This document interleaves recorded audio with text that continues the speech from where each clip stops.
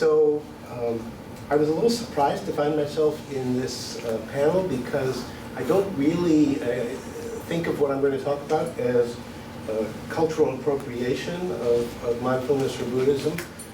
But the organizers may have known something that I didn't know, because when it came time to prepare for this talk, I wound up deciding to talk about a couple of recent films. So at least we're talking about the cultural detritus of our culture.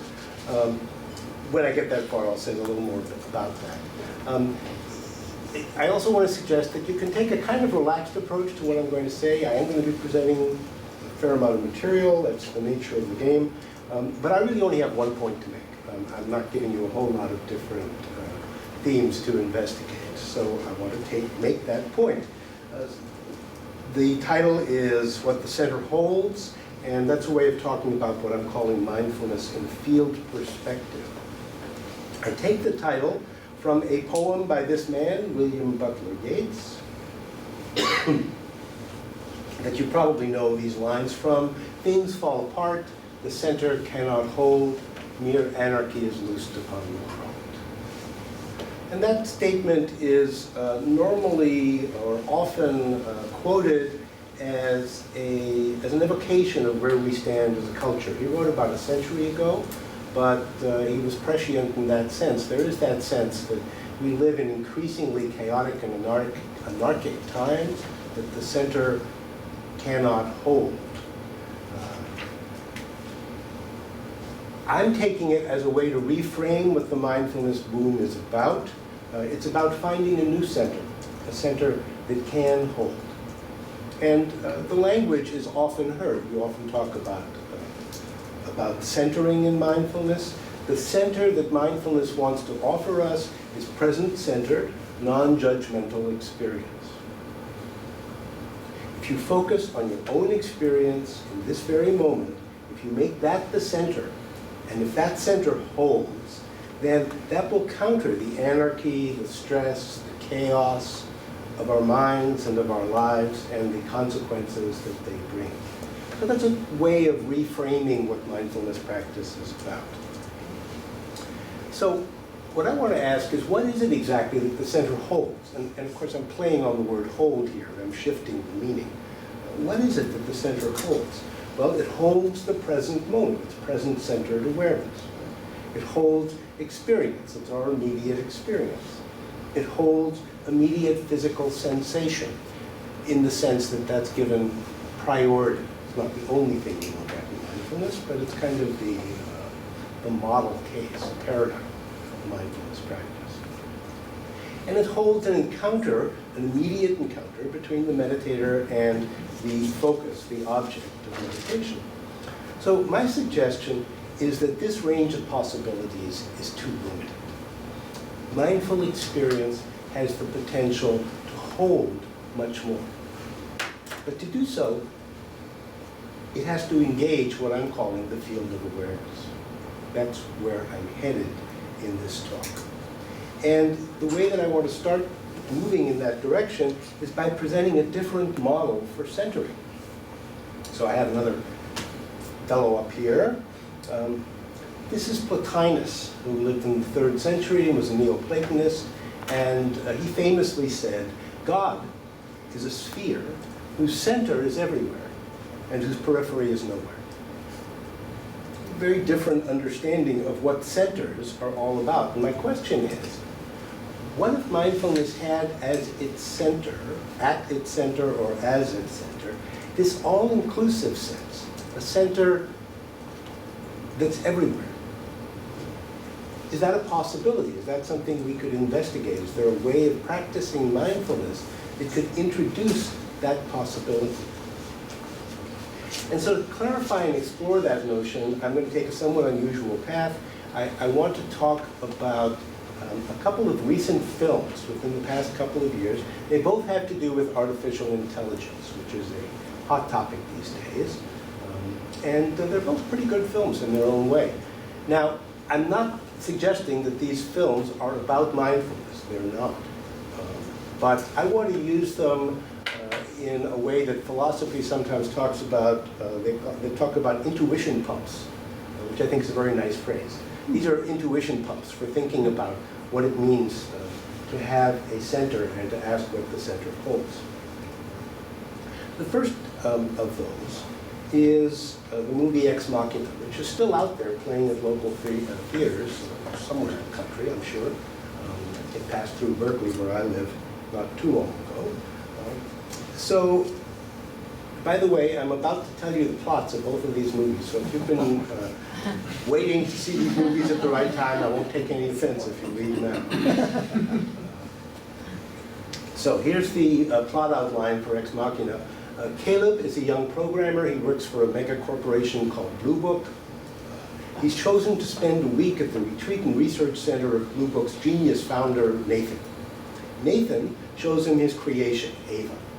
Ava is a wholly sentient AI, artificial intelligence. That's the way people talk about this. In a somewhat earlier age, we talked about robots. So there's some talk at the beginning about whether Ava as an AI could pass the Turing test, but that's really a kind of distraction. It's meant to kind of lead us astray a little bit. The real question, it turns out eventually, that Nathan wants to explore is how Ava, as a sentient AI, there's really no question, she has all of the sentience of any other human being. How will Ava try to use Caleb to escape the research center, because in effect she's being held prisoner there. And over the course of the movie, Caleb gradually realizes that he's being manipulated. First by Nathan, because Nathan's been lying to him about what's going on, and eventually he realizes he's being manipulated by Ava, which shows that she's a human being. So as the plot grows more complicated, Caleb not only begins to suspect that he's being manipulated, but that everyone is an artificial intelligence. And there's an interesting scene in the movie where he cuts open his own arm because he wants to convince himself that he really is a flesh and blood human being.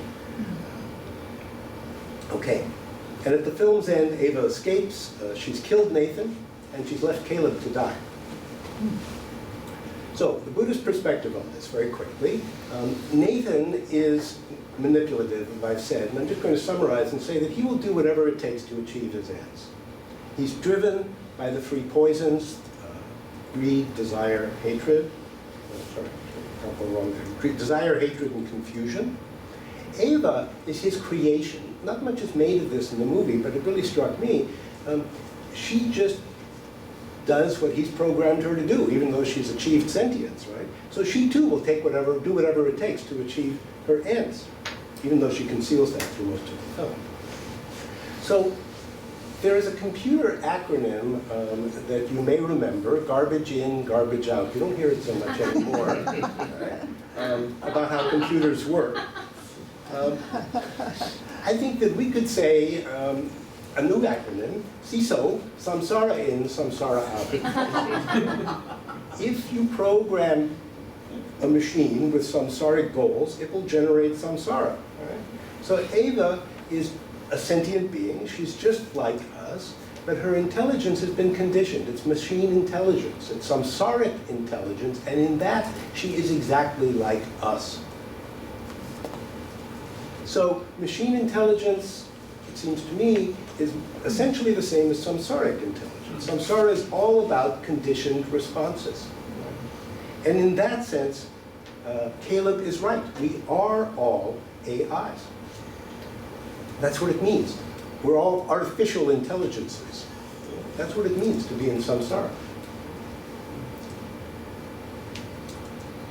And in that sense, Ex Machina is a profoundly nihilistic film. I was actually very disturbed when I saw this movie. I had to kind of walk it off for a while.